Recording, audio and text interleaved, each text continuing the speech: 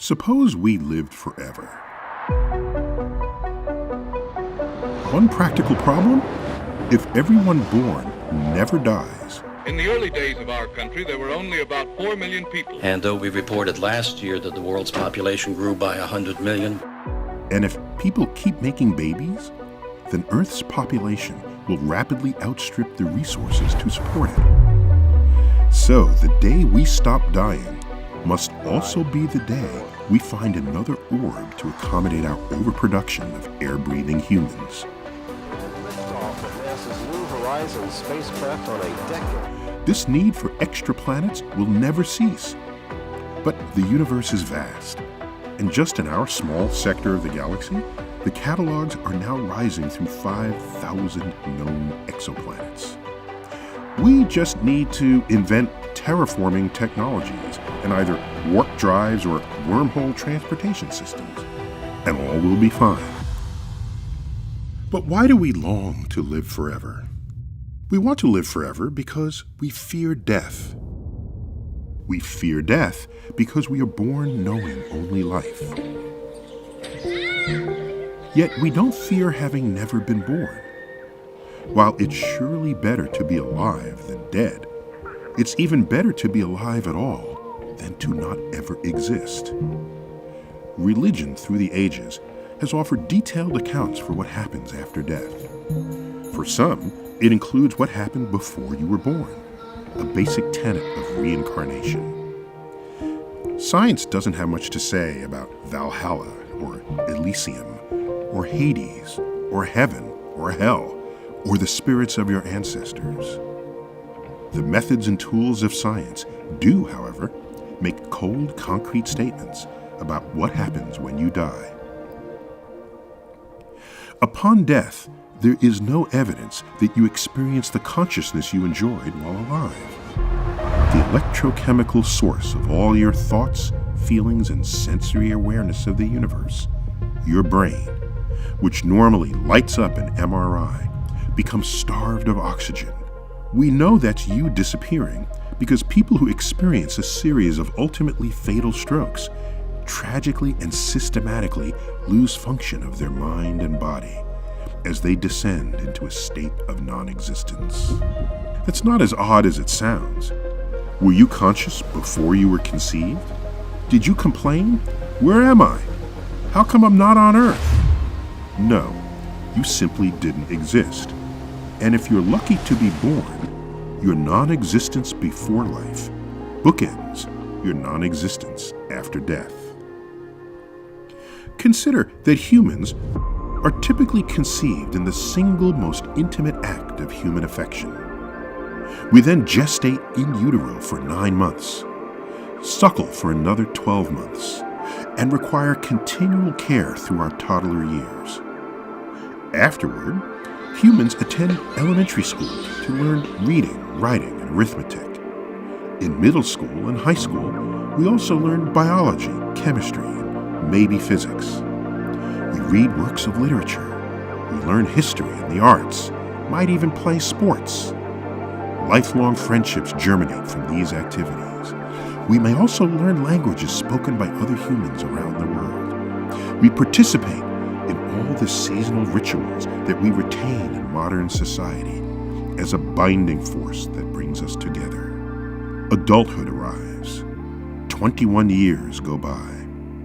At a speed of 30 kilometers per second, Earth completed 21 orbits around the Sun, a total of 20 billion kilometers through space. All along, humans invent, refine, and perfect anti-personnel weapons such as landmines, assault rifles, missiles, and bombs, any one of which can end a life in an instant. Wars have taken a staggering and tragic toll on human life since pre-civilization.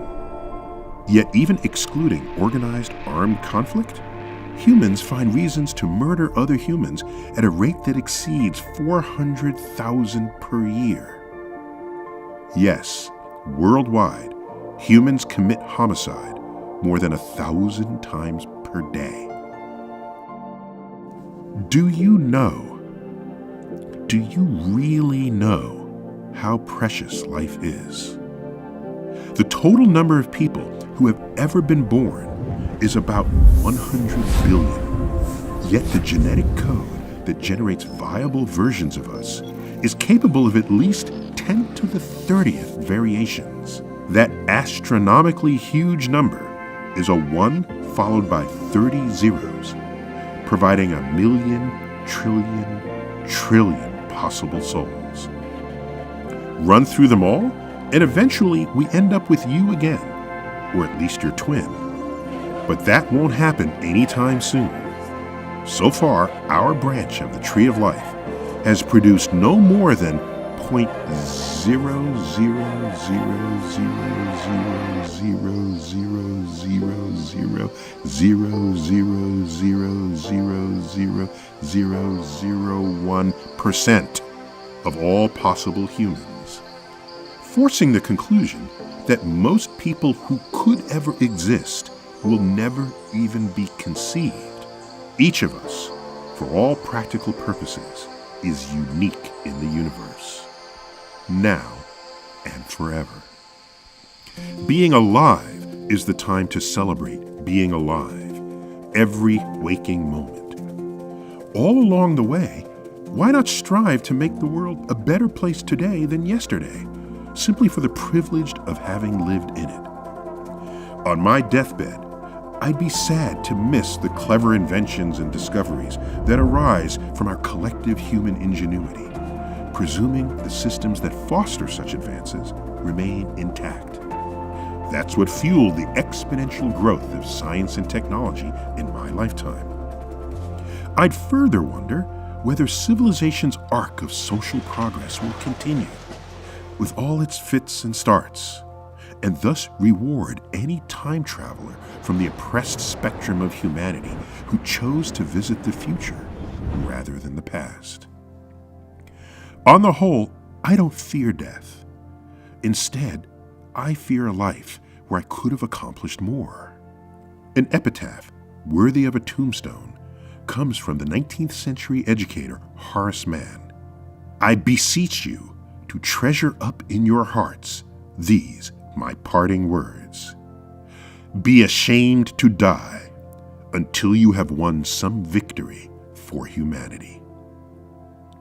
Our primal urge to keep looking up is surely greater than our primal urge to keep killing one another.